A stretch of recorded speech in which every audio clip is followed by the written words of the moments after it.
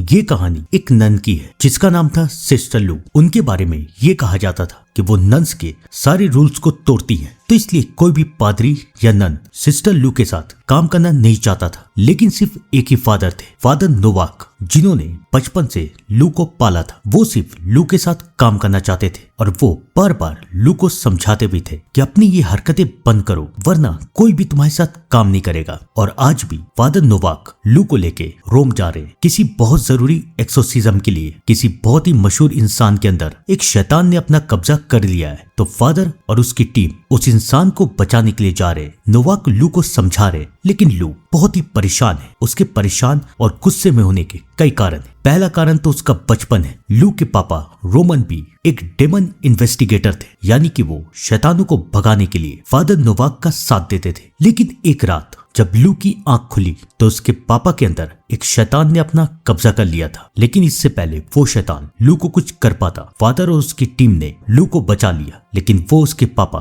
Roman को बचा नहीं पाए। और आज तक फादर ने लू को नहीं बताया कि आखिरकार उसके पापा के साथ हुआ क्या था। इस बात का गुस्सा लू को था ही, और साथ ही साथ वो इस बात से भी परेशान थी कि क्यों आखिरकार एक्सोर्सिज्म सिर्फ प्रीस्ट ही कर सकते हैं, कोई नन एक्सोर्सिज्म क्यों नहीं कर सकती। उसे भी अपने पापा की तरह एक्सोर्सिज्म करना था। लेकिन फादर उसे समझाते हैं कि धीरे धीरे सब ठीक हो जाएगा। लू बहुत परेशान है, लेकिन उस ट्रेन में कई सारे पैसेंजर और भी है। जैसे लू के बगल में सोफिया नाम की एक लड़की बैठी है और उसके साथ उसकी नैनी नैन्सी। सोफिया लू को समझाती है कि मेरे पापा कहते थे कि मुश्किल से मुश्किल वक्त भी हिम्मत से काम लेने से खत्म हो जाता है। लू को ये बात बहुत पसंद आती है। वो सोफिया से पूछती है कि तुम्हारे पापा क्या करते हैं। तब सोफिया उसे बताती है कि मेरे पापा एक इंजीनियर है और उन्होंने ही इस ट्रेन को बनाया है। लू को लगता है कि शायद सोफिया अपनी नैनी के साथ अपने पापा के पास जा रही है। उसे सोफिया बहुत पसंद आती है। खैर, जैसा कि मैंने कहा था कि इस ट्रेन में और भी कई पैसेंजर है, जैसे कि एक कपल विकी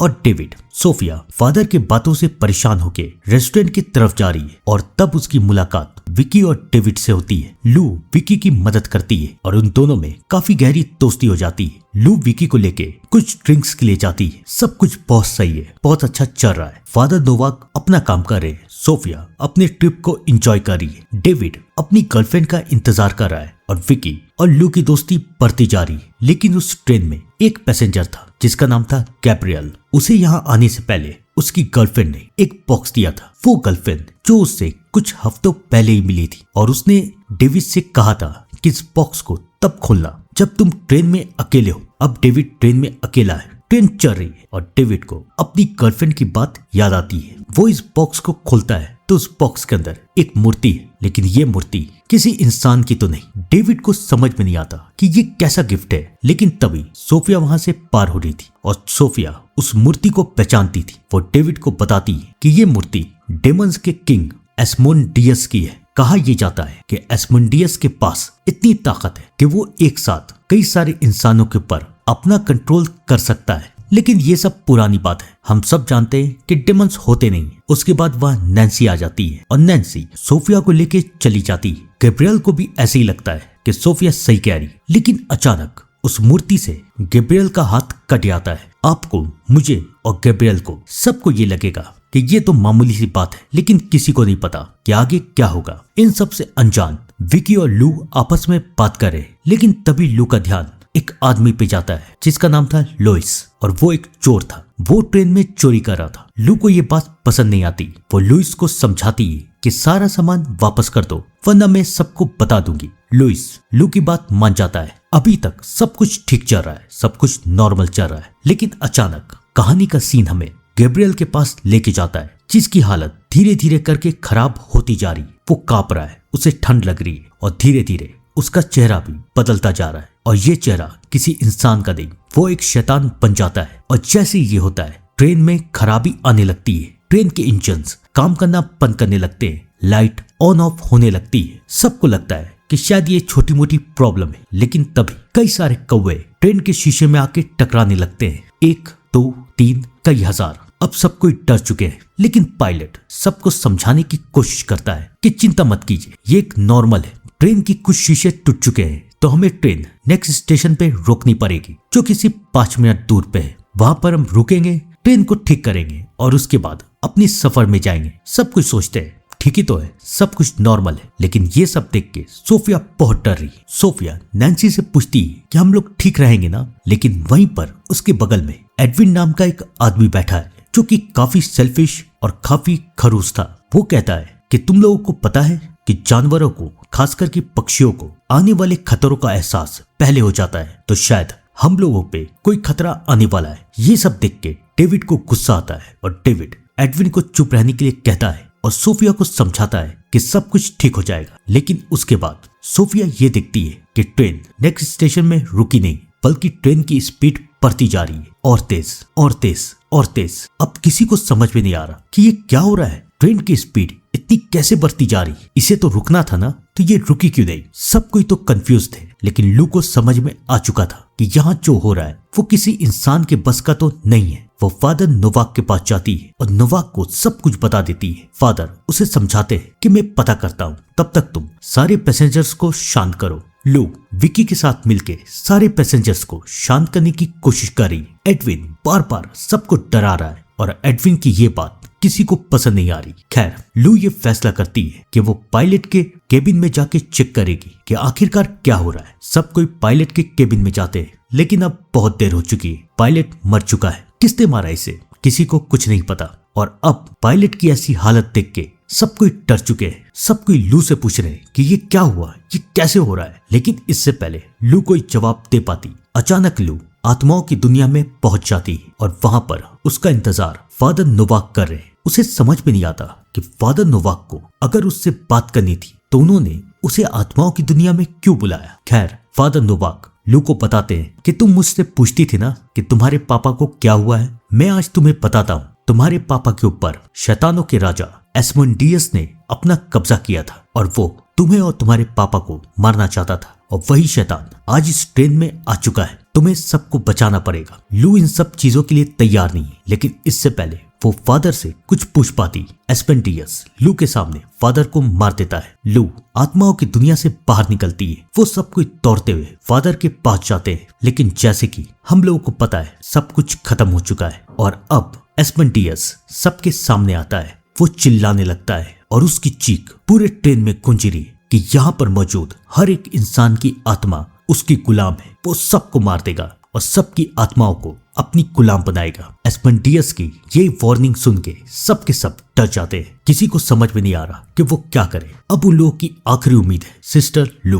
विकी लू से कहती है कि प्लीज हम लोगों को बचाओ, तुम ही सबको बचा सकती हो। लेकिन एडविन हर बार की तरह इस बार भी अपनी टांग अड़ाता है। वो कहता है कि मैं बचपन से फादर्स और नन्स के बीच में रहा हूँ, मुझे पता है कि कोई भी नन एक्सोसिज्म नहीं करती। तब एडविन को विकी चुप करवा देती है, ये कह के कि अब हमारी उम्मीद लू के अलावा कोई भी नहीं है। सब कोई लू से मदद करने के लिए कहते हैं और अब लू भी तैयार हो जाती है कि वो सबकी मदद करेगी अपने पापा के लिए, फादर नोवाक के लिए। सबसे पहले वो सबको ड्रिंक करवाती है। जिस ड्रिंक पे उसने प्रेयर पढ़ के फूका था ताकि वो शैतान इन सब के ऊपर अपना कब्जा नहीं कर पाए। लेकिन नैन्सी ड्रिंक पीने से मना कर देती है क्योंकि वो ये सब नहीं करती। अभी इतना वक्त भी नहीं था कि लू किसी को समझा पाए। खैर अब उन लोगों के पास दो मुसीबत थी, पहला शैतान और दूसरा ट्रेन की स्पीड। सोफिया सबको याद दिलाती है कि ट्रेन काफी स्पीड से चल रही है और 15 मिनट के बाद अगर ये ट्रेन रुकी नहीं तो ट्रेन का एक्सीडेंट होगा और हम सब मारे जाएंगे।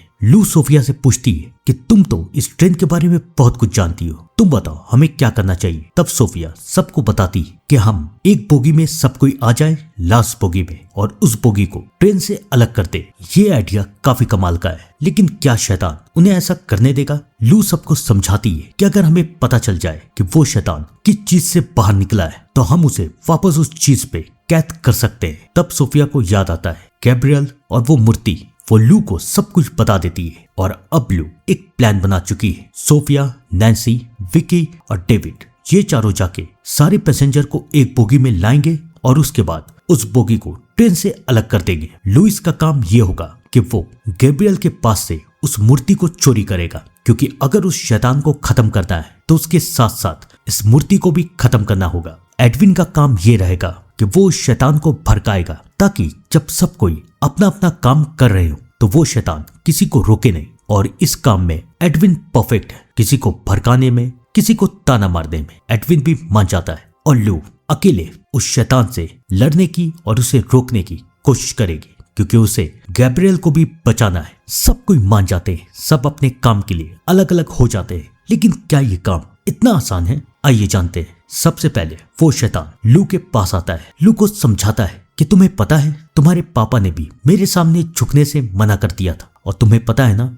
मैंने उनके साथ क्या किया। तुम्हारे पास अभी भी मौका है, मेरे सामने झुक जाओ तो मैं तुम्हें बख्श दूंगा। लेकिन लू उस शैतान से लड़ने की कोशिश कर रही है, और वहां पर दूसरी तरफ सोफिया और बाकी सब सारे पैसेंजर को आखिरी बोगी में लेके आ जाते हैं। और अब सोफिया, विकी, डेविड और नैन्सी बोगी को अलग करने की कोशिश कर रहे हैं, लेकिन तभी वहां पर बहुत सारे जुगनू आते हैं। एक नहीं, दो नहीं, कई सारे। और ये जुगनी कौन थे? हम लोग तो जानते हैं ना, शैतान की चाल। आप लोग शायद भूल गए, सब कोई प्रोटेक्टेड थे, लेकिन नैन्सी ऐसी थी जिसने ड्रिंक नहीं किया था, यानी उसके ऊपर कंट्रोल किया जा सकता था, और वो शैतान वही करता है, वो नैन्सी के ऊपर कंट्रोल कर लेता है। और अब नैन्सी सबको मारना चाहती है। एक टीम तो फंस चुकी थी, लेकिन दूसरी टीम यानी कि एडविन, जो कि अकेले में बैठ के शैतान को परेशान करने की कोशिश कर रहा है, वो ये कह रहा है कि तुम क्या समझते हो हम लोग मर जाएंगे? नहीं, तुम बेवकूफ हो, तुम्हें कुछ नहीं आता, तुम कुछ नहीं कर सकते, हम लोग तुम्हें मार के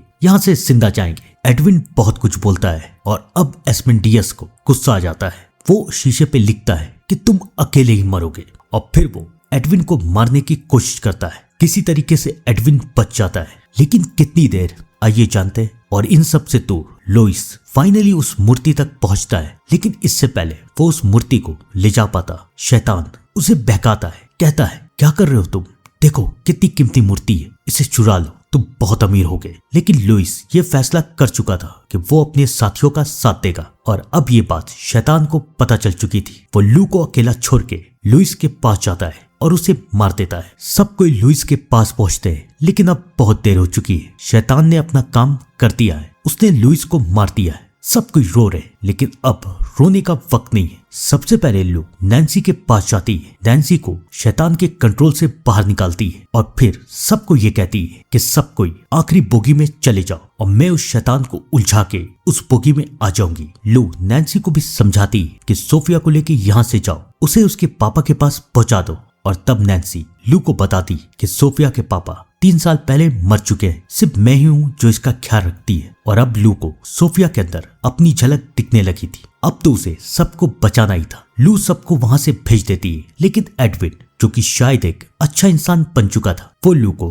अकेले जाने नहीं देना चाहता। वो लू को रोकने की कोशिश करता है, लेकिन लू वहां से चली जाती है। सब कोई आखिरी बोगी की तरफ जा रहे, लेकिन एडविन सबको ये समझाता है कि मैं लू की मदद करने के लिए वहां जाऊंगा। सब मान जाते हैं। फाइनली सब कोई आखिरी बोगी तक पहुंच जाते हैं, और वो लोग ट्रेन को अलग करने की कोशिश कर रहे। इन सब से दूर पहली बोगी में लू और गैब्रियल का सामना होता है। पहले तो शैतान लू को बहकाने की कोशिश करता है, लेकिन जब लू मानती नहीं तो फाइनली उस शैतान और लू का आमना सामना होता है। कोई भी किसी को भी कभी भी मार सकता है, लेकिन इससे पहले वो शैतान लू को मार देता। एडविन आके उस शैतान को गिरा देता है। गैब्रियल का शरीर धीरे धीरे करके कमजोर होता जा रहा था। शैतान को एक नए शरीर की जरूरत थी, तो फाइनली उसने एडविन के ऊपर अपना कब्जा कर लिया। गैब्रियल बच जाता है। लू उसे वहां से भागने के लिए कहती है, और ये कहती है कि सबको बोल दो कि बोगी को अलग कर दे। गैब्रियल वहां से भाग जाता है। एडविन लू को समझाता है कि यहाँ से चली जाओ, मुझे नहीं पता कि मैं इस शैतान को कब तक रोक पाऊंगा। मैंने अपनी जिंदगी में बहुत पाप किए, यहाँ तक कि मेरा बेटा भी मुझसे नफरत करता है, इसलिए मैं अपनी जिंदगी में एक अच्छा काम करना चाहता था, और आज मैं वही कर रहा हूँ। एडविन लू को जाने के लिए कहती है, लेकिन अब बहुत देर हो चुकी है। वो शैतान एडविन के ऊपर हावी हो चुका है, और इससे पहले वो लू को मार पाता, वहां पर गैब्रियल बाकी सबके साथ पहुंच जाता है और सबको लू के ऑर्डर्स के बारे में बताता है। मजबूरी में विकी ट्रेन को बोगी से अलग कर देती है। सब कोई बच जाते हैं, लेकिन अब ट्रेन में सिर्फ लू और वो शैतान है, और वो शैतान धीरे धीरे करके लू के ऊपर हावी हो रहा है। लू को लगता है कि शायद वो मर जाएगी, लेकिन फाइनली उसके पापा की आत्मा उससे मिलने के लिए आती है, और वो उसे बताती है कि तुम्हें पता है, शैतान से लड़ते लड़ते मेरे पास शक्तियां आ चुकी थी, जो शक्तियां शैतान की थी, और फिर मैंने वो शक्तियां तुम्हें दे दी। इसलिए शैतान पहले मुझे और अब तुम्हें मारना चाहता है। तुम उससे ज्यादा ताकतवर हो, उसे खत्म कर दो। अपने पापा की ये बात सुन के अब लू के अंदर हौसला आ जाता है, और वो उस शैतान को मारना शुरू करती और आखिरकार उस मूर्ति को तोड़ के शैतान को मार देती है। लेकिन अब बहुत देर हो चुकी है, ट्रेन बहुत स्पीड में है। तभी लू को अपने पापा की बात याद आती है कि लू के अंदर भी शक्तियां हैं और लू अपनी शक्तियों से उस ट्रेन से गायब हो जाती है। सब कोई बच जाते हैं और सब कोई एडविन के फ्यूनरल में जाते हैं। किसी को समझ में नहीं आता कि लू आखिरकार कैसे बच गई, लेकिन लू सबसे झूठ कह देती है कि वो ऐन मौके पे ट्रेन से कूद गई थी। साथ ही साथ वो एडविन के बेटे को भी बताती है कि एडविन सच में कितना अच्छा इंसान था। लेकिन क्या ये सब खत्म हो गया? नहीं, गवर्नमेंट एजेंसी के कुछ लोग लू को लेके चर्च में जाते, जहां पर फादर नोवाक के दोस्त उसका इंतजार कर रहे और वो लू को बताते कि फादर नोवाक को पहले से पता था कि लू के अंदर शक्तियां हैं। ये बात फादर ने अपने दोस्त को भी बताई थी। फादर नोवाक तो नहीं रहे, लेकिन अब उनके दोस्त लू का साथ चाहते हैं ताकि लू शैतान के साथ लड़ सके और गवर्नमेंट भी लू का साथ चाहती है। फाइनली लू इन सब चीजों के लिए मान जाती है कि अब वो किसी भी शैतान को जीतने नहीं देगी। यहाँ पर होती ये कहानी खत्म, लेकिन मुझे लगता है कि इसका पार्ट 2 भी बन सकता है, क्योंकि गैब्रियल की गर्लफ्रेंड अभी भी है। उसने ऐसा क्यों किया ये तो अभी भी पता करना है। आपको क्या लगता है? कमेंट करके जरूर बताइएगा। तब तक के लिए thank you and good bye.